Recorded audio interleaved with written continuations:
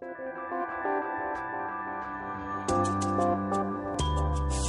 entry point to the system is the learning environment, and we will use Course Catalog to offer up optional courses for our members so that they can gain entry to courses that instructors don't have to enroll them in. With the Learning Repository, we're able to put our material in there and leverage that concept of reusability and having material in there, and not every time that we want to develop a new course have to go and find it and retool it.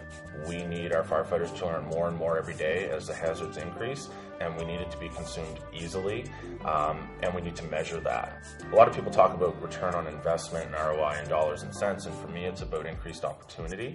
If we can shift some of the learning that was traditionally in a classroom setting that costs either overtime or just time to deliver, and we can give it to our members in a pre-learning type atmosphere, we might be able to minimize some of that time.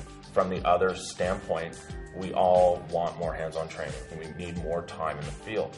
So the more that we can hybrid our courses and look to do pre-learning and do pre-assessments to say maybe some of this theoretical learning that we would have taught you in the regular classroom setting, we don't need to teach you because you do know it. So let's spend more time with the hands-on.